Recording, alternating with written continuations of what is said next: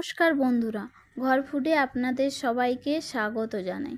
আজকে আমি আপনাদের সঙ্গে বেগুনের একটা নতুন ধরনের রেসিপি শেয়ার করব।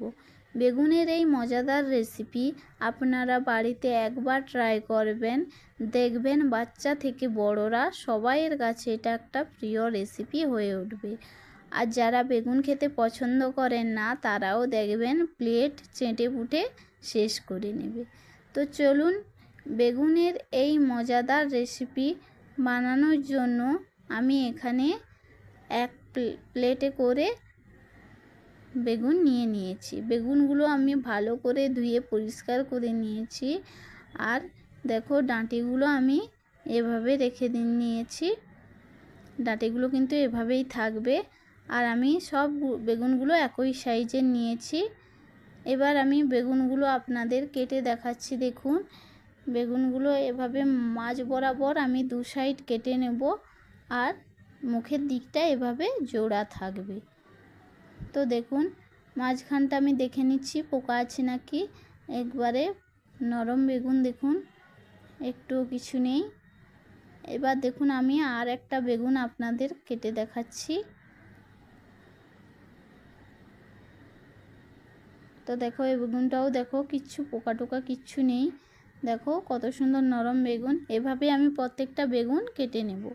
তো বেগুনগুলো আমার কাটা হয়ে গেছে। এবার এগুলোকে আমি একটা পাত্রে, দেখুন এখানে আমি জল নিয়ে নিয়েছি আর তাতে আমি লবণ দিয়ে দিচ্ছি। এবার বেগুনগুলো আমি এই জলের মধ্যে ডুবিয়ে রেখে দেবো, কারণ না হলে বেগুনগুলো কালো পড়ে যাবে।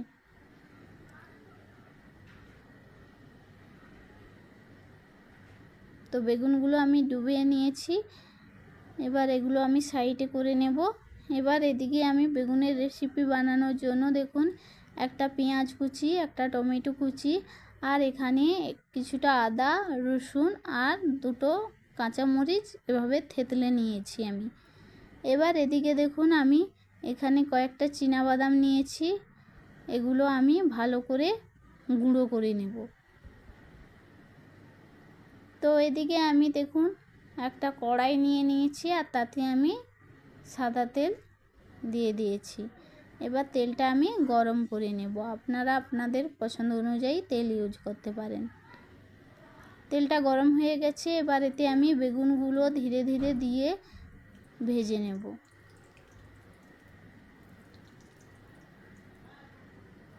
তো দেখো, বেগুনগুলো আমি দিয়ে দিয়েছি।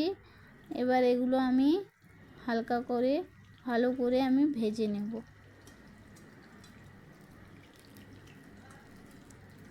আস্তে আস্তে এভাবে আমি উল্টে পাল্টে ভেজে নেব। এবার এটা আমি 1 মিনিটের জন্য চাপা দিয়ে ভেজে নেব। তো দেখো, 1 মিনিট আমার হয়ে গেছে। দেখো, বেগুনটা অর্ধেকটা আমার ভাজা হয়ে গেছে। বেগুনটা আমি একটু উল্টে দেব। দেখো, উল্টে দিচ্ছি। এবার এতে আমি অল্প পরিমাণ লবণ আর অল্প পরিমাণ হলুদ দিয়ে ভালো করে এটাকে মাখিয়ে আবার ভেজে নিচ্ছি। দেখো, হাতার সাহায্যে আমি এটাকে একটু উল্টে পাল্টে মাখিয়ে নিচ্ছি।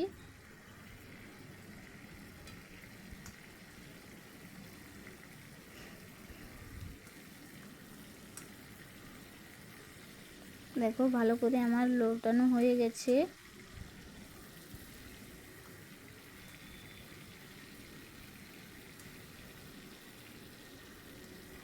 তো এটা আমি আবারও 2 মিনিটের জন্য চাপা দিয়ে ভেজে নিচ্ছি।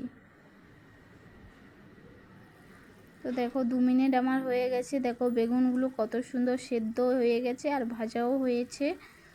দেখো, এবার আমি বেগুনগুলো প্লেটে করে তুলে নেব। আমার যেহেতু এতটা তেল দরকার নেই, তার জন্য আমি তেলটা কিন্তু কিছুটা তেল আমি গড়িয়ে রেখে দেব।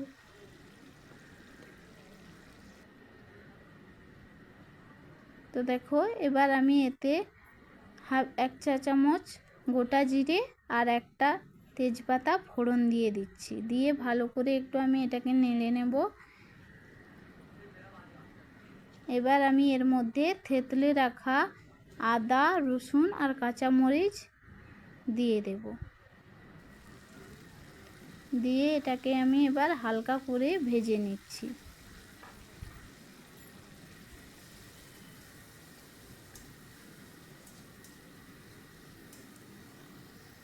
এবার আমি এর মধ্যে পেঁয়াজ কুচিটা দিয়ে দিচ্ছি, দিয়ে ভালো করে আমি একসাথে এগুলোকে ভেজে নেব।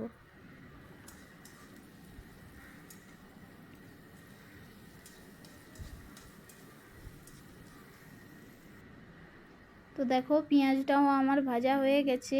এবার আমি এতে গুঁড়ো মশলা দিয়ে দেব।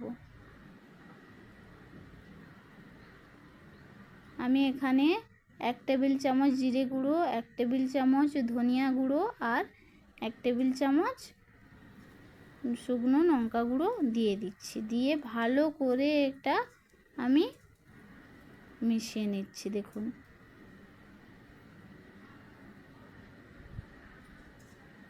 দেখুন মশলাটা কত সুন্দর গ্রেভি হয়েছে। এবার এতে আমি পিষে রাখা বাদামের গুঁড়োটা দিয়ে দিচ্ছি, দিয়ে ভালো করে আমি এটাকে নেড়ে নিচ্ছি। এতে আমি অল্প একটু জল দিয়ে দিচ্ছি, দিয়ে ভালো করে আবারও মশলাটা আমি কষিয়ে নেব।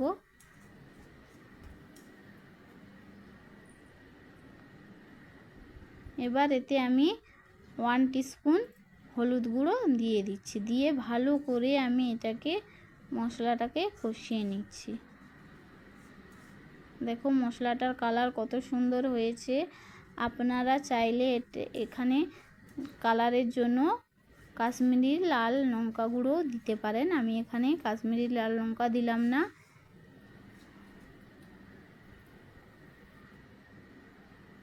তো দেখো এবার আমি এখানে কেটে রাখা টমেটো কুচিটা দিয়ে দিচ্ছি, দিয়ে এবার তাতে আমি 1 টিস্পুন লবণ দিয়ে দিচ্ছি, যাতে টমেটোটা তাড়াতাড়ি গলে যায়। তা আবারও আমি মশলাটা ভালো করে একটু কষিয়ে নিচ্ছি।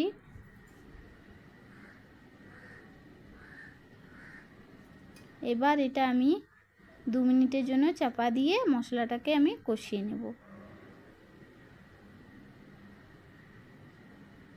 তো দেখো 2 মিনিট হয়ে গেছে, মশলাটার কালারটা দেখো কত সুন্দর এসেছে, আর মশলাটা থেকে তেলও ছাড়তে শুরু করেছে। কত সুন্দর গ্রেভিও হয়েছে মশলাটা দেখুন। এবার এতে আমি ভেজে রাখা বেগুনগুলো দিয়ে দেব।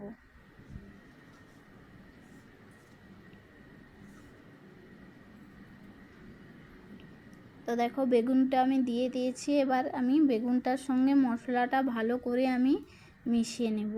আস্তে আস্তে করে এভাবে মিশিয়ে নিতে হবে, যাতে বেগুনটা ছেড়ে না যায়।